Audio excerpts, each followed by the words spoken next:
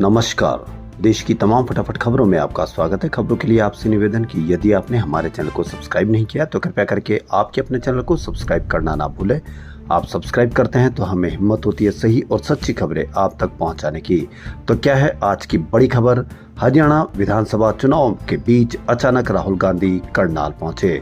जी हां, हरियाणा विधानसभा चुनाव की सरगर्मी के बीच राहुल गांधी शुक्रवार सुबह करनाल पहुंचे। यहां उन्होंने एक युवक के परिवार से मुलाकात की जिससे वे अमेरिका दौरे के समय मिले थे।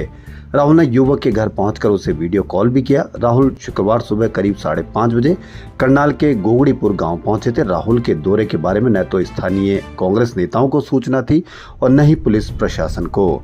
राहुल गांधी अमेरिकी दौरे के समय हरियाणा के रहने वाले युवक अमित कुमार से मिले थे। वह ट्रक ड्राइवर है। उसका अमेरिका में हाल ही में एक्सीडेंट हो गया था। राहुल से मुलाकात में अमित ने बताया था कि गांव के युवा विदेश जा रहे हैं क्योंकि वहां रोजगार नहीं है। राहुल ने अमित से वादा किया था कि वह भारत में उसके घर वालों से जरूर मिलेंगे। उन्होंने वीडियो कॉल कर परिवार से बात करने की बात भी कही थी।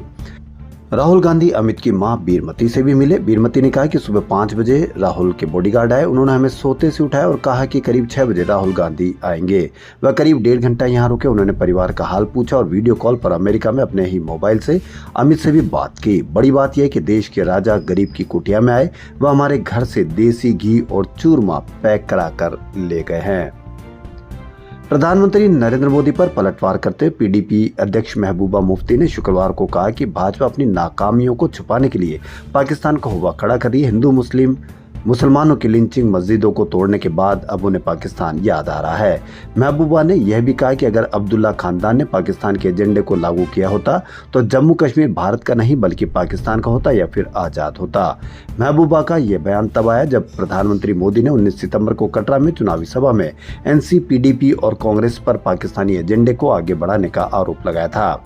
दरअसल आर्टिकल 370 पर पाकिस्तानी रक्षा मंत्री ख्वाजा आसिफ ने कहा था कि वह भी कांग्रेस और नेशनल कॉन्फ्रेंस गठबंधन की तरह जम्मू कश्मीर में आर्टिकल 370 की बहाली चाहते हैं। सुप्रीम कोर्ट ने कर्नाटक हाई कोर्ट के जस्टिस वेद व्यासचार्य श्री नानंद के मुस्लिम बहुल इलाके और महिला वकील पर किए गए आपत्तिजनक कमेंट पर सख्त रुख अख्तियार किया है। जस्टिस वेद व्यासचार्य श्री शानंद ने मकान मालिक किराएदार के एक विवाद की सुनवाई करते हुए बेंगलुरु के मुस्लिम इलाके को पाकिस्तान कहा था। जस्टिस श्री नानंद ने इस दौरान मामले की पैरवी कर रही महिला वकील के सामने नारी जाति से नफरत करने वाले बयान दिए थे। अब सुप्रीम कोर्ट ने इस मामले में कर्नाटक हाई कोर्ट से रिपोर्ट मांगी है। इसको आप अंदाजा लगा लीजिए कि मीडिया में किस तरह से इस तरह का जहर फैलाया जाता है कि किसी भी व्यक्ति के मन में कितनी गहरी बात बैठी हुई है मुसलमानों के विपरीत। कश्मीर के बडगाम में बड़ा हादसा हो गया। जानकारी के अनुसार बीएसएफ जवानों से भरी बस गहरी खाई में गिर गई। रिपोर्ट के अनुसार बीएसएफ जवानों को ले जा रही बस मध्य कश्मीर के बडगाम जिले के वाटर हिल इलाके के ब्रेल में दुर्घटनाग्रस्त हो गई। जैसे ही बस गिरने की खबर सामने आई तो लोगों में हड़कंप मच गया। मौके पर राहत कर्मी पहुंच गए। जानकारी के अनुसार 5 बसों का काफिला सड़क से जा रहा था। आखिर बस अनियंत्रित हो गई जिससे करीब 40 फीट गहरे एक गड्ढे में गिर गई। इस दुर्घटना में 2 दर्जन से अधिक घायल और एक जवान गंभीर रूप से घायल हो गए। बडगाम जिले में बीएसएफ जवानों को शामिल करने के लिए दौरान 36 बीएसएफ जवानों को ले जा रही 52 सीटर बस गांव ब्रेल वाटर हिल खान साहब बडगाम में एक मोड़ पर गिर गई। बस 40 फीट गहरी खाई में गिर गई जिससे जवानों को चोटें आई है। 36 जवानों में से 35 को बचा लिया गया, लेकिन फिर भी अभी तक की खबर यह है कि 3 जवान शहीद हो गए हैं।